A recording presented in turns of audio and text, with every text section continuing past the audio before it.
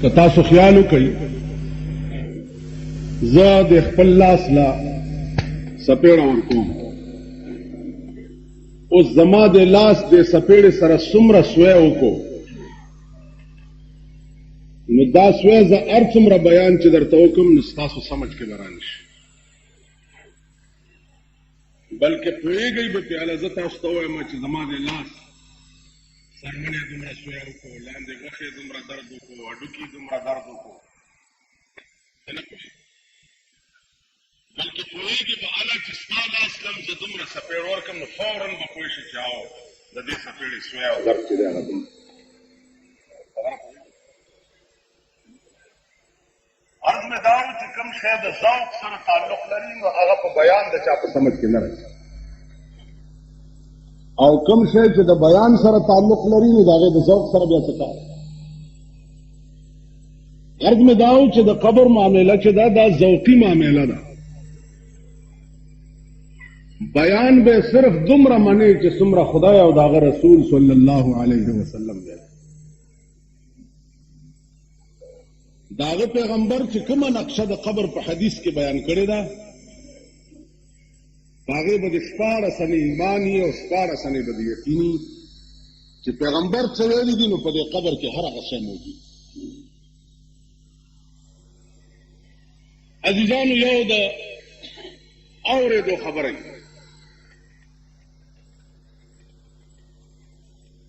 او یو د لیدو خبره. زه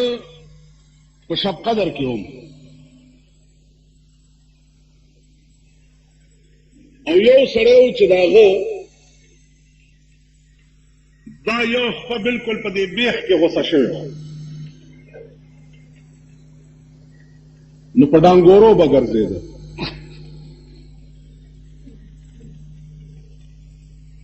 نو ما هغې ورځې تپوس وکړو چې د خپې باندې دې څه چلو چې ته په ډانګورو ګرځې. هغه ما ته وویل چې مولانا صاحب دا لږ اوږد باس دی، څه وخت به زه ستا ځای ته درشم بیا به دې پوه کړم. مال ډېره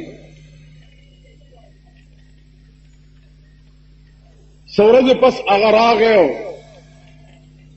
کټ کې کېناست، ما ته وی چې زه د سواب د کوهستانونو یم،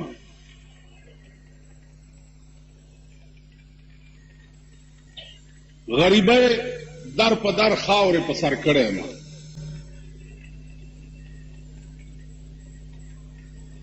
په لاره روان وم یو اوښ لیونی شوی، چې اوښ لیونی شوی نو هغه مالک یې هم ترېنه منډې والې او خلق هم ترې منډې والې. ما زړه کې اراده وکړه چې د دې اوښ دا پیزوان چې دی پړی پکې ځوړند دی نو دې اوښ ته په دې پوزه کې داسې څه چارګل غوندې اچولی هغې کې پړی اچولی دی چې راویښتم نو ویل د هغه اوښ چې ما ته وکتم نو اکر یې خراب نو ما هم ترې منډه کړه. چې مې منډه کړه منډې منډې منډې داسې یو غره خوا کې ادیره وه هغې کې یو سرنګ غوندې و په هغه سرنګ کې ته زه ننوتم او دا بلا راپسې کینهګر ډېرې خو د اوښ غوندې ظالمه کینه چې دا په حیواناتو کې د بل شي نشته. اوښ ډېر سخت کینه ناک شی چې زه د په سرنګ کې ننوتم نو دی خو راپسې راتلی شو نه نو دا سرنګ خوله کې سملاستو او دا بوتاړې چې دی دا د سرنګ د خولې ته کېږدي چې راوځي به ګینې په کومه څه ساعت چې تېر شو نو ابتدا کې د سړی یو شمسته کې ننوځي نظر یې نه لګي چې لږ ساعت تېر شي نو رڼا تیاره باندې داسې پوه شي چې لږ ساعت تېر شي نو څه ګورم چې یو لوی مار پروت دی، یو لوی اژدها پرته ده او هغې سره یو د انسان د اډوکو یو ډانچه پراته ده ثابته او د هغې مار په سر باندې د دې نوک عمره یو لړم دی تک سپین لړمانو کې ډېر اقسام ده خدای دې امان ده دا تاسو د خپل شاته دا جومات وګورئ دا دیوال چې موږ جوړولو اګلکار چې څه وخت کې دا ځای راوکنستو نو داسې لړمان پکې راووته چې دا ویښته وکړي دا دې جومات کې مخامخ دا ویښته وکړي دې ځمکې لاندې هغه اشیا دي چې الله دې ته امان راکړي نو وې ماړه کې خیال وکړو چې اوښ نه خو به بچ کېدې یا نه دې بلا نه به دې څوک بچ کړي دا دومره لویه اژدها او بیا په سر او هغه لړم د اژدها په دې سر ګرځېده نو د اژدها د هغه لړم د یارې رپ نه وایي رپ یې نه وایي بس غلې پرته وه په دې سر څه سر سر غوندې اواز د دې لړم زما غوږو ته به م راتلو او ډېر په قهر لږ ساعت به چې تېر شو نو دا سر نه به کوشو او ور به راغی او د دې مړي دې ډانچې ته به یو ټک ورکړو چې ټک به ورکړو نو دا ډانټه به ټوله داسې وچونکې ده بیا به راغی د دې په سر به ګرځېده بیا به څه ساعت پشپوش شو بیا به ورغی او د دې سر له به ټک ورکړو د دې مړي دې سر نه نو بیا به داسې چو غوندې اواز پکې وکړو اړه کې مې خیال وکړو چې لارې تباه شو خو دا سوچ راغی چې دا اژدها چې دا د دې لړم د یارې خوځي نه راشه ته خو خلاصېږي یا نه دا خو د دې بلا نه خلاصه کړه نو وې کېړی مې راوویسته او هغه لړم مې د دې اژدها د سر نه پې داسې ووالو او شړپ مې ورکو لړم مې مړ کو خو چا مې مړ کو نو زما کېړی ایره شوه ایره حساس په هر مخلوقي کې حس کا خیال وکړئ په هر مخلوق کې تاسو وګورئ یو حیوان وساته یو جانور غوا میخې وګورئ سهار دا کلو خلق بارو سړي سارا چې مازدیګر ګورئ هره غوا میخه چیلی ګډه خپل خپل کور ته را روان خپله دروازه نه خطا کړي که دروازه بند وي نو دروازې خوله کې ولاړې که چیلی وي که ګډه وي دروازه نه خطا سپی وګورئ دام یو حیوان هر څومره چې وګرځي ته ګوره بیا هغه خپلې دروازه کې به پروت وي خپله دروازه نه خطا نو حساس خو ټول مخلوق حتی چې دا دیوالونه دي دام پوهېږي دا کاڼي او لوټي او بوټي چې دي دام پوهېږي بلکې یوازې پوهېدی څه کوي دوی هم د خدای ثنا وان من شیء الا یسبح بحمد ربه الله فرمایي چې په دې کائنات کې یو شی داسې نشته چې د خدای ثنا نه وي یو هر شی چې د خدای د ثنا نه غافل شي بس په ټکي هلاک شي د هغې غفلت چې دی هغه هلاکتي ختم شي یو انسان دی چې کال 12 میاشتې غافل ګرځي او خدای ورته لا څه وایي نه دا د انسان سره خصوصي مهرباني ده د پروردګار عالم بیا غفلت یې څه کوي دغه انسان دی چې د خدای تکنزلم کوي دغه انسان دی چې د دې خدای دین تکنزلم کوي د دې خدای دین ته بد وایي د دې خدای پیغمبرانو تکنزلي کوي او اوږد ډیل خدای پاک ورکړی دی بلکې دولت یې ورکړی پیسې ولا ورکړي نو عرض مې دا و چې دا اژدها پوه شوه چې دې سړي خو ما سره ډېره لویه نیکي وکړه او د لویې بلا نه اخلاص نو اژدها داسې وخوځېده نو ما ته ویې چې مولانا صاحب ګبراو شوم چې بس زما خیر نشته وی چې وخوځېده نو داسې راتاو شوه او روانه شوه د دې سوري دې خولې چې د سوري خولې ته روانه شوه نو دغه اوښې په دې بوتاړ باندې یو چک پې ولګوله او بیا پې ووت دا د اوښ را ګونجلکه شوه او اژدها لاړه تیر شو دا اوښ خوځي نه مال چې جوړ مړ وی دا سرنګ نه چې زم راووتم نو دا اوښ پروت دی او مړ دی په دې خېټه کې مې یو لته ورکړه چې بیړه دې غر که شه په ما دې سم مرګ تېر وی چې لته مې ورکړه تر ګوډې ګوډې مې خپه پکې ننوته چې ننوته خو چې خپه مې ترې وویسته بیا زما سپی نن غوښې جوړېدل شروع و هسپتال ته یوړم ډاکټرانو ویلې چې هله زر ته د بیش کې دا خپه پرې کوي چې ټول بدن یې اوس څښا کېږي نو وی دا خپه یې رانه بیش کې پرې کړه ځکه زما دا خپه نشته عزیزانو دا قسم واقعات دا ما په خپل هغه سړي راته په شب قدر کې نن نه تقریبا 3-4 کاله مخکې ما عرض مې دا و چې دا قسم واقعات بارها لیدلی شي بارها په دې بجلیګر کې زه وم د دې طرف خټکو یو هلک مړ اتلس ورځې پس اقربا یې راغله وی مونږ یې وباسو وویل ما نه یې تپوس وکړو مالبه یې وړئ بس خښ دی وی چې نه قبر ته ورغله پرانیستو زم ورپسې لاړم چې لاړم دومره سپین هلک و چې لټه څه شی و د هغې په مخ چې را پرانیستو داسې تور و لکه تبخی څه شی او دا خوله یې دې وښکو ته راغلې وه دومره ارته او دا سترګې بوټې راوتې وې چې په دې پوزې پرتې وې او داسې حال و چې 3 ورځې ما روټۍ نه شوه خوړی عزیزانو دا زما د لیدو خبر دا دلې دا باره دیره چې ده دا دې ځای 12-14 تقریبا 15 کالو خبره دلته مې جمعې لمونځ وکړو په دې لاره تلم یو هلک مخې له راغی اوس هم تیرامداز کې ژوندی ویله دلته یو قبر سوری شوی دی او پکې مړی دی ورلم چې ورلمه لاندې مې چې وکته دومره سوری دی او پکې سپین کفن کې مړی پروت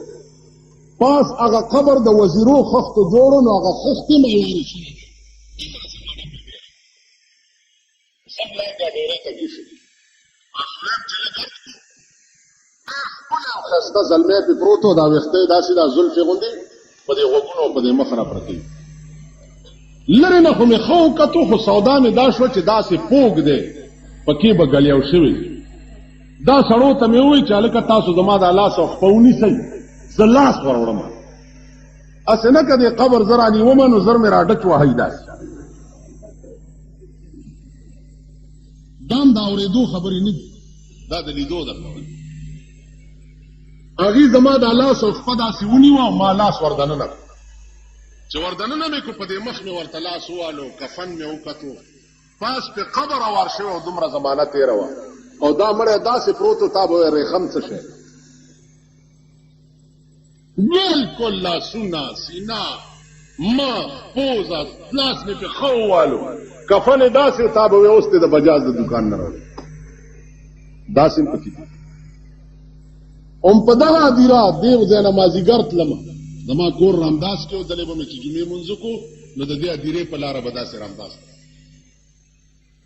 په دغه ځای کې مړی رایستو 8 ورځې پس څه پې کوئ وی ګنداو ته یې مه کوئ هلکه وی نه یو ساعت زه م ودرېدم تماشې ته ما ته دا سودایي چې ودرېدم خو چې ړومبی خښته یې را لرې کا دومره ګونګټان د دې قبر نه دومره راووته چې تیاره یې جوړه او په خدای باور وکئ چې داسې اوازونه یې کول لکه د هلیکاپټر شي بس ټول سړي بېهوشه شو او مام چې هغه منډه ونیوه نو پر انداز کې نڅا واخیسته او بیا یې زر ورپسې خښتې ولګولې عزیزانو عرض مې دا و چې دې ځمکې لاندې هر شی شته هر شی جنت هم شته او جهنم هم شته جنت هم علماو لیکلي چې عیسی علیه السلام یو مړی را ژوندی کړ ورته وی زما د قوم ته ووایه د ځمکې لاندې څه چل دی هغه ورته صاحب خبر نه خو زه چې مړ شوم خلکو چې خخ کړم نو د ښي طرف نه یو کړکۍ وشوه یو سړی راغی لاس یې راکړ رانه لاړو بل راغی لاس یې راکړو رانه لاړو بل راغی لاس ماړه کې خیال وکړو چې ته په یوازې دلته څه چل کې خو ته موزه وی پا کړکۍ ورپسې زم ووتم چې ووتم څه ګورم چې یو ډېر ښایسته باغ دی باغ او هغه باغ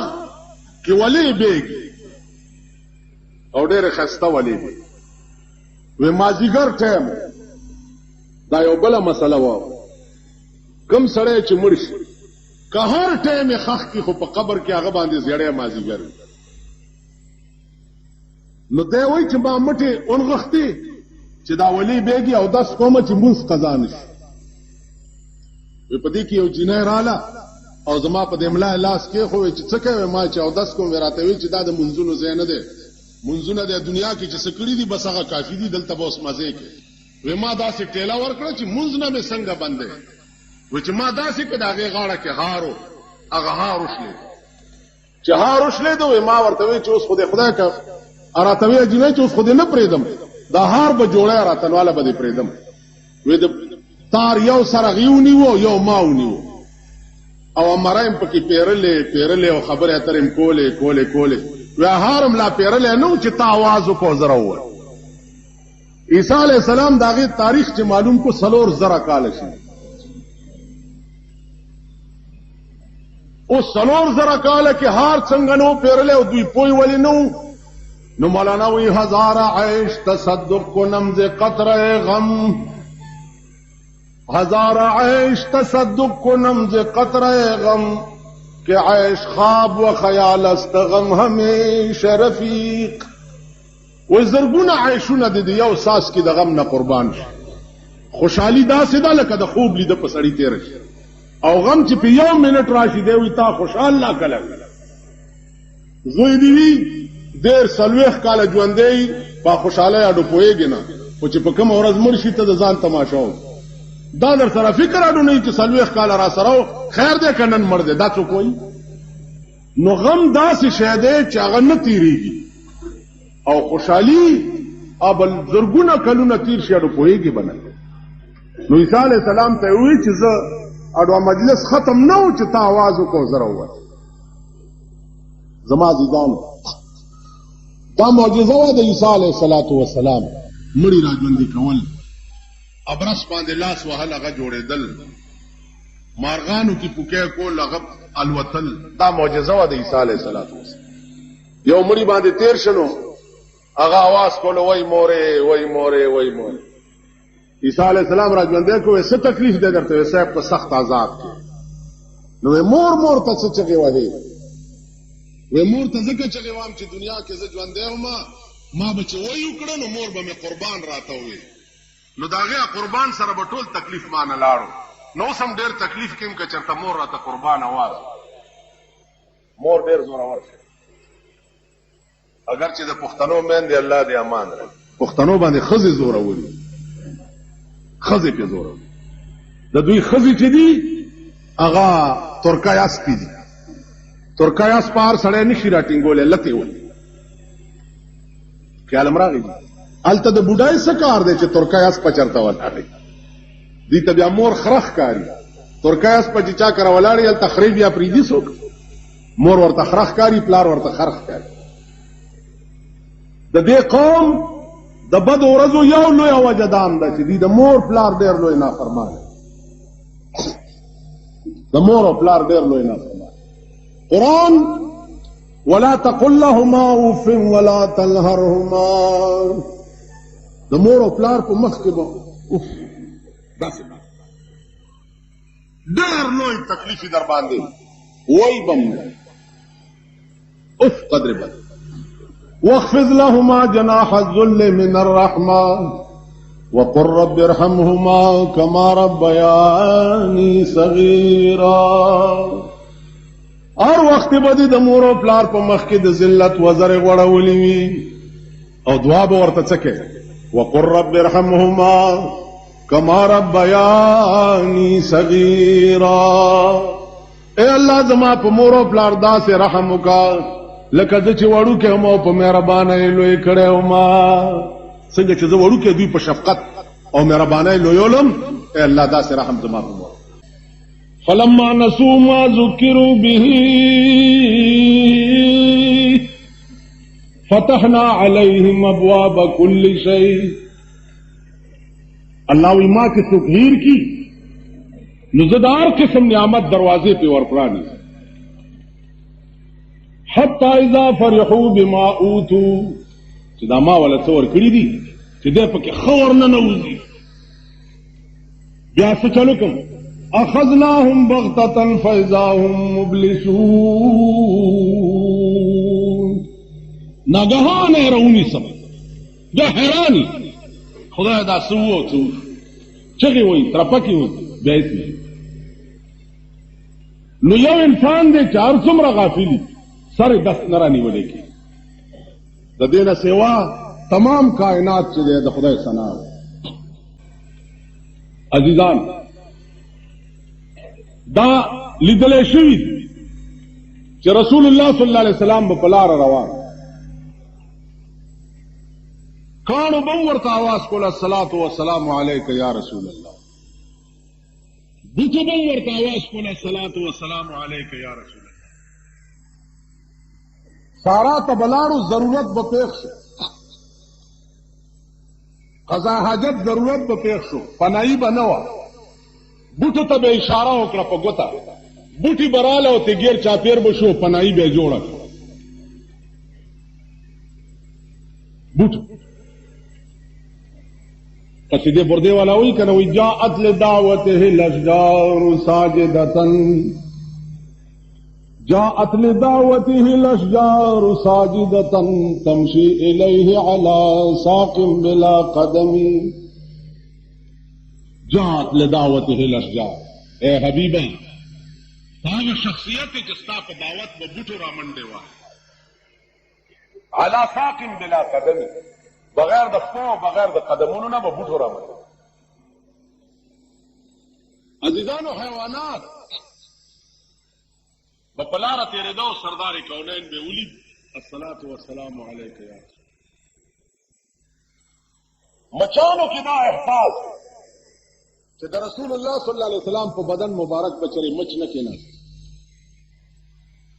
په کومه لار به سردار کونین تیر شه په هغه لارې نه به درې ورځې خوشبویي راتله خیال برا عرض میں داؤ چھ حس پہر چکس پدی کائنات کی یو شے اللہ فضول نہ دے پیدا کر یو شے